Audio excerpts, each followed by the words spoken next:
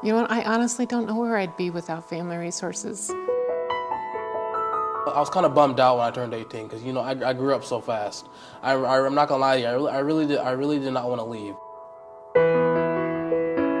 Any questions that I had, I knew that I could go and ask, and they would have an answer for me.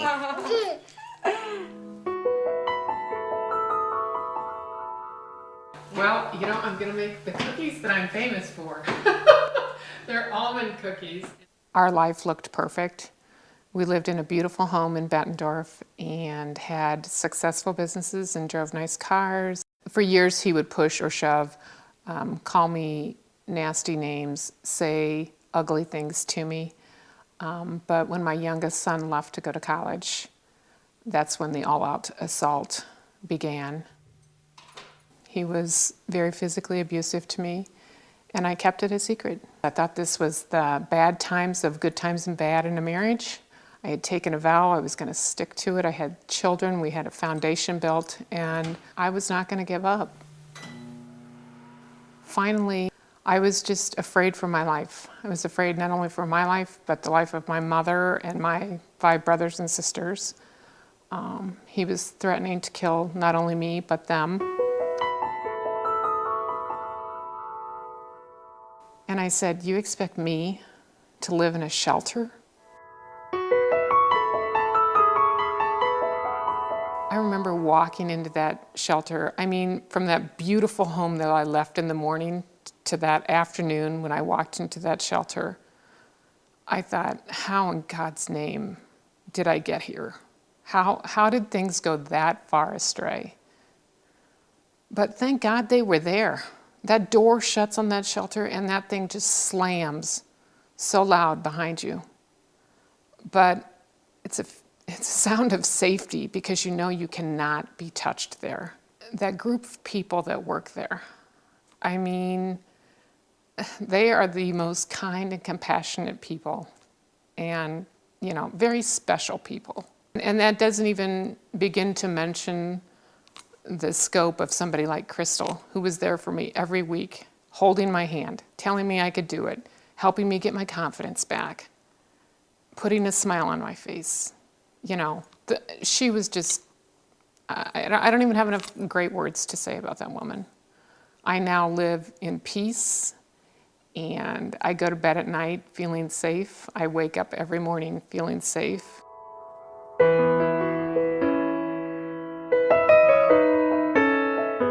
1, 2, 3, 4, 5, 6.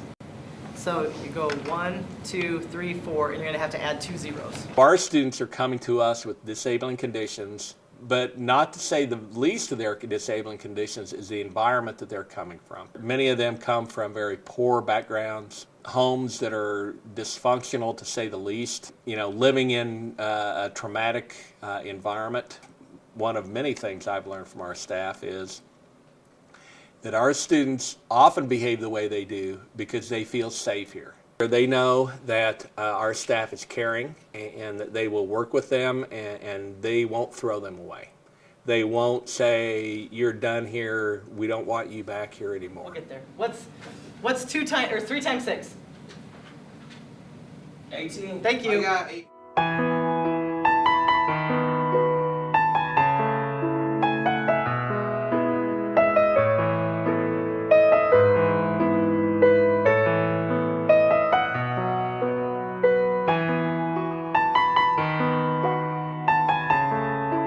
Statistically, we know the number of students who, what they have seen their brothers and their fathers and mothers and all these people do. As history has shown us, those are the people who end up in prison. In conjunction with the other services provided through Family Resources, we are here to try to interrupt that. My name is Alex Bell. I'm 20 years old. I currently live in Des Moines, Iowa. I was transferred to Annie Whitmire Youth Center in mid-April 2009. So when I turned 18, I left Annie Whitmire. I remember the first day that Alex got here. He was actually wearing a suit. He wanted to let me know basically some of the things he's been through. He was pretty open from the very beginning. And there was another side of him, which was how to deal with his anger, how to deal with frustrations, and basically, some of the things that he learned growing up. wasn't the most healthiest skills and coping skills in order to deal with his stress, in order to deal with the trauma that he lived with. While I was at Annie Whitmire, I was hired at the Annie Whitmire cafeteria, and I worked in the kitchen with Sal and the kitchen staff, and I loved it very well. Cooking is my passion. Alex is one of my pride and joys. When Alex first came to Family Resources, he was a little bit of a terror, if you want to use that term. He had his problems. But what we noticed, when Alex would walk through the dining hall, he was always asking questions about food. And I asked him one day if he would like to be in our Culinary Kids program or in the kitchen program. And he said yes. It felt like I was a part of something mainly. I really loved going on catering outings. I loved working with the kitchen staff and everything.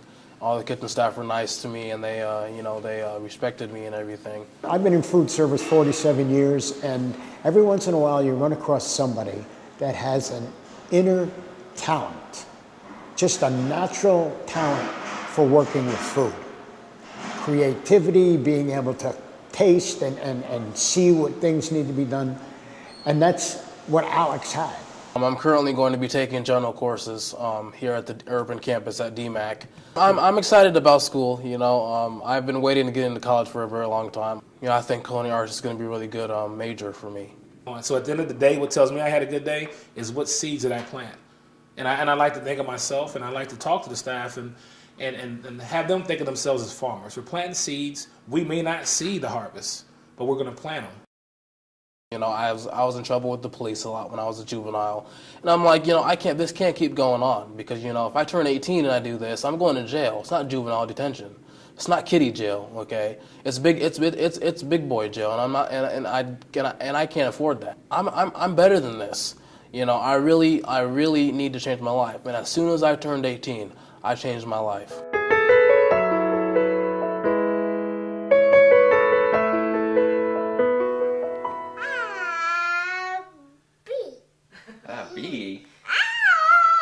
I first came in contact with Kaysen's case when he was referred to matching, Iowa KidsNet matching from DHS. And he had a laundry list of injuries that had come to him through some abuse by his parent. Be gentle, Kaysen. And when I looked at the list of things that had happened to this child, I couldn't think who I could possibly place this child with. He had a feeding tube in, he was in Iowa City, he was in a coma. They didn't think he was going to make it. From the beating, he had lost his hearing, he had lost his sight, he was in a full body cast. He was in pretty bad shape. Come here. Come here. Come here. Come here. When we got him, he was 11 months old, and he was probably the equivalent of a 2-3 month old. He couldn't really do anything. Want to jump? It was very overwhelming, and honestly, when we started the process, we were open to certain special needs, but we had no idea that we would end up with a child with such severe special needs. And in fact, we didn't know that we would be capable of handling that. I immediately fell in love with him when we got him. But I mean, he's our son now. It's different. I'm proud of him. I just feel like he's a fighter, and I'm so proud of him, and I'm amazed. And we could do this all day long. Family Resources was there in the beginning when he had visits still, when he was still foster placement. They were such a support for resources, for other resources. I mean, any questions that I had, I knew that I could go and ask, and they would have an answer for me. I felt so blessed that we were just watched out for. It just kind of shows, just having people and resources available to you, how important it is. How big is Kaysen? He's the happiest kid ever. I mean, he is always smiling and laughing and happy. I just think the sky's the limit.